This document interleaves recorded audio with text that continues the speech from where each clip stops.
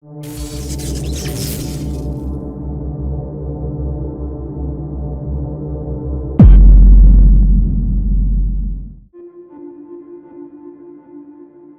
una época de gran agitación política, surgió el sanguinario Anastasio Hernández, asesino privado de los caudillos conservadores de Nueva Segovia. A su paso dejó cabezas cortadas y cuerpos mutilados. Se le atribuyen más de 47 muertes. El asesino del acordeón es el título que le otorga Amalia del Cid en un interesante artículo, el cual se encuentra en la edición de la revista Magazine lanzada en enero de 2017, perteneciente al diario La Prensa, y del cual nos basamos para la realización de este contenido.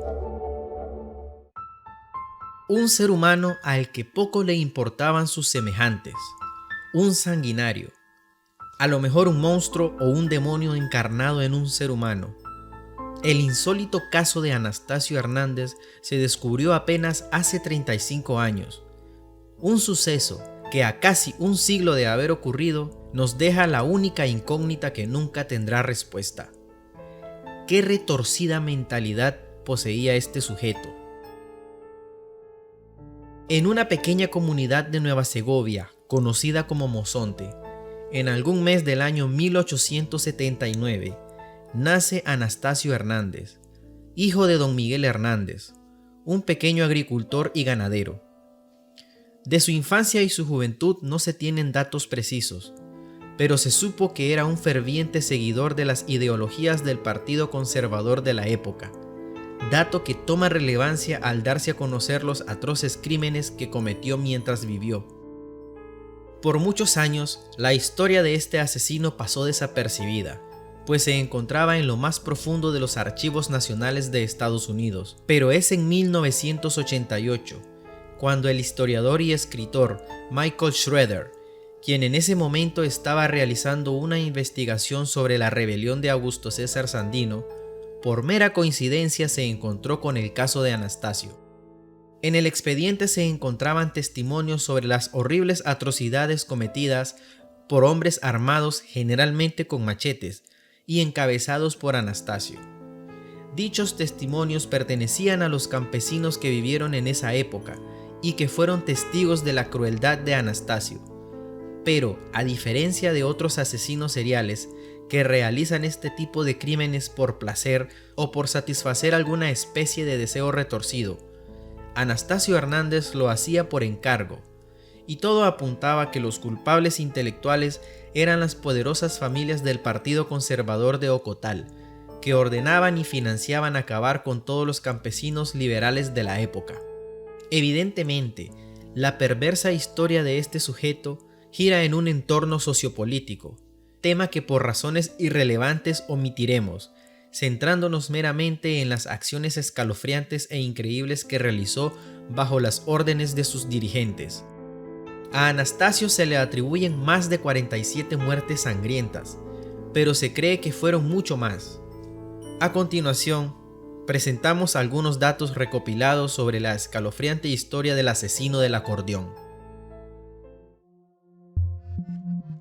Primeramente, y lo más elemental, ¿por qué Anastasio Hernández se llamaba el asesino del acordeón?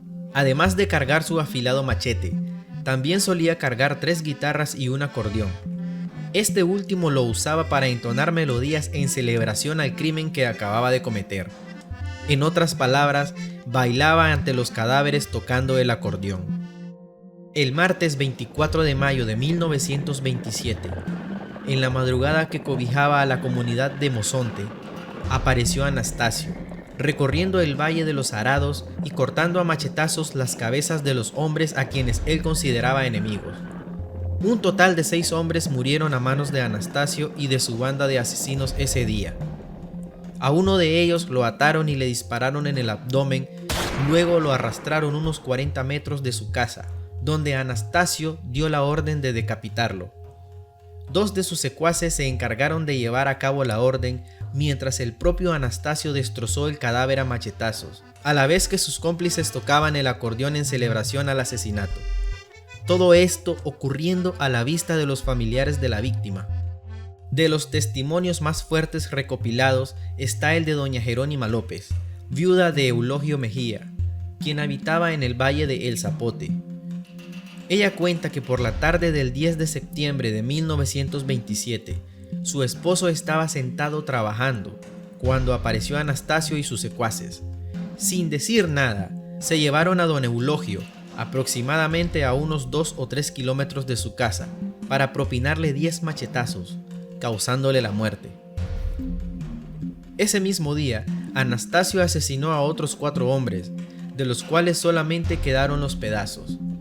Fue imposible reunir sus cuerpos, cuenta doña Jerónima. Otro asesinato que se destaca por la crueldad con que fue cometido es el del hijo de don Celedonio Martínez. Al amanecer del día 13 de octubre de ese mismo año, 1927, Anastasio y sus cómplices lo sacaron de su casa para trasladarlo a un lugar conocido como La Montañita. Ahí lo mataron a machetazos, dejando los pedazos en el monte. Su padre no tuvo el valor de ir a recogerlos para darle cristiana sepultura. Algo que resulta muy impactante de saber es que Anastasio no poseía conciencia alguna, ni siquiera una pizca de consideración hacia sus propios padres, pues ellos estuvieron a punto de ser víctimas de este monstruoso ser. El propio padre de Anastasio cuenta que su hijo siempre había considerado quitarle la vida, pues en varias ocasiones afirmaba que no se retiraría de la comunidad sin antes llevarse la cabeza de su padre y la lengua de su madre. Los padres de Anastasio se llenaron tanto de temor al punto de vender todas sus propiedades para dedicarse a huir de su malévolo hijo. Como estos, hay muchos testimonios que describen con lujo de detalles la forma fría, cruel y malévola que tenía Anastasio para acabar con sus víctimas, siendo los más destacados estos que acabamos de conocer, pero que no demeritan a los demás casos encontrados en el extenso archivo del asesino del acordeón. El reino de horror de Anastasio Hernández finalizó a mediados de noviembre de 1927. Una banda liberal lo perseguía desde agosto del mismo año y que luego de un fuerte enfrentamiento, Anastasio logra huir a Honduras, pero estando en el país vecino resultó más fácil atraparlo. Posteriormente a su captura, fue extraditado a Nicaragua, donde fue condenado a prisión de por vida en la Penitenciaría Nacional desde el 30 de abril de 1928 hasta más o menos el año 1930. El 31 de mayo de 1931, un terremoto azota la capital, causando el colapso inminente del edificio de la penitenciaría, muriendo muchos prisioneros y algunos carceleros que se encargaban de custodiar el lugar. Se cree que una de las víctimas del desastre fue Anastasio Hernández, pero nunca se supo a ciencia cierta. El caso de Anastasio es uno de los más desconcertantes, pero que poco se conoce en Nicaragua.